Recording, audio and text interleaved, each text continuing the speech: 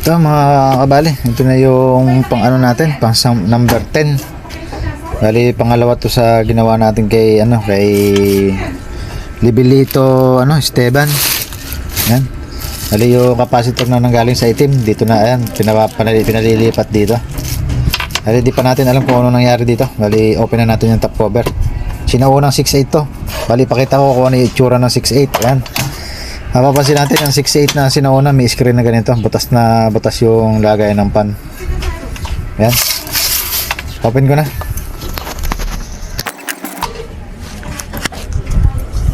Ito mga kabali yung ganyan loob. May nakalagay ng capacitor. Ayan. Pang electric pan. Ayan. Pang washing. Sa dryer minsan ginagamit to. 4UF. Dryer. Bari yung loob, wala pa naman ako nakakita ang lumobo, sumabog, nasunog. Yan, bali kalasin ko na siya sa housing nya kasi ililipat natin itong capacitor, tapos testing tayo pagka nailipat na. Bali ayusin ko na.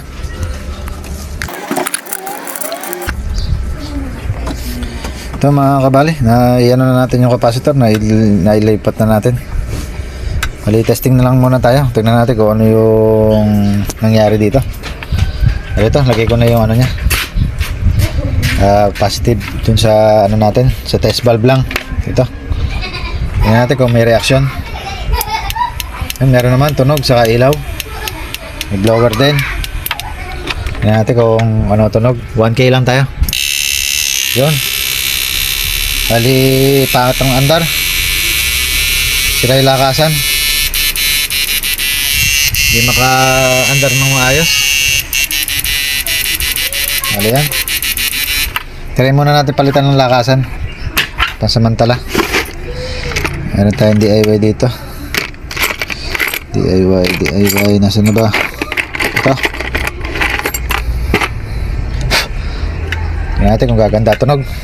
Kaya muna natin sa mahina. Ayan, diretso na yung tunog. Lakas natin. Ayan, diretso na. Kaya lang mahina lang siya, 31 ampere, 400, wala pang 400. 400 pinakasagad niya, 400 watts. Yun, bali ang gagawin natin dyan, lalakasan natin, papalitan natin ng lakasan. Ito yung ganito, palitan natin to, sabay natin ang adjust. Bali turo ko na lang mamaya kung ano yung yung pinalitan natin. Balik na lang ako pag napalitan na. Ito mga kabali yung ginawa natin dito. Nag-adjust tayo ng frequency dito sa resistor na to.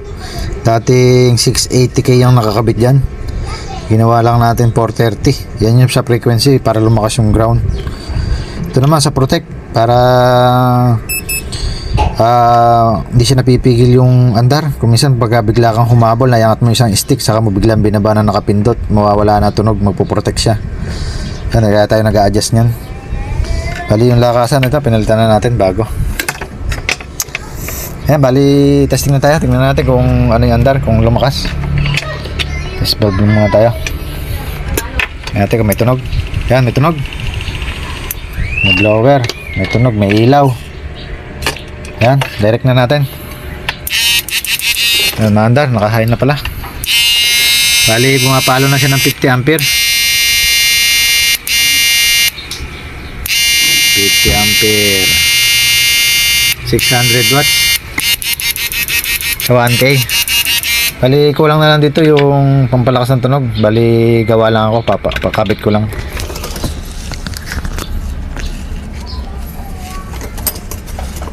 Bali ito yung paggawa, alambre saka bakal na 9mm.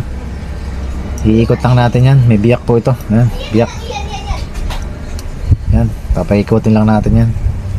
Sa mga nagtatanong, pag ganun po ang paggawa. Bali yung sukat ng round bar natin, 9mm. Yan. Pagdating sa dulo, may nakaangat pa. Plies na gagamitin natin dyan. O kaya long nose.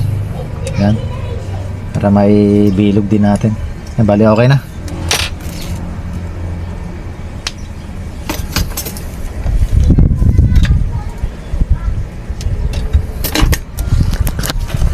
Ito mga kabali, naikabit na natin yung spring na ginawa natin. Sa mga gusto magkabit nito, yan, ganun lang gawin nyo. Bali, kaya tayo nagkakabit nito, pampalakas ng tunog. Yan, medyo nabago na. Pagka ano, ikot-ikotin lang natin kung saan siya lalakas ng tunog. Pwedeng ilabas, pwede ipasok kung saan siya lalakas. Yan, bali pinapasok ko siya. Bali, ikuhanan ko muna siya ng pinakamalakas.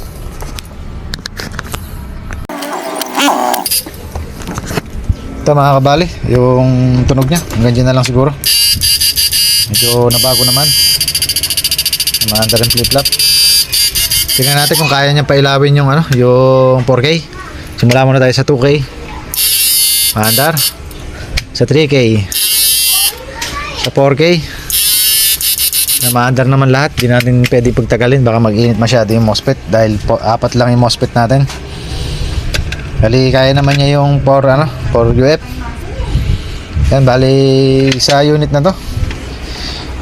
Unit ito. Kalimutan ko na. Ito, 6.8. Sinauna. First gen to. Bali, yun lang ang problema niya. Nagpalit tayo ng capacitor. Kanyang capacitor yung pinalit natin. Dala-dala rin.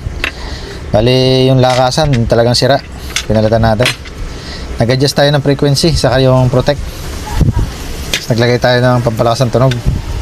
Bali, sa unit ni sir, okay na. Hanggang doon na lang.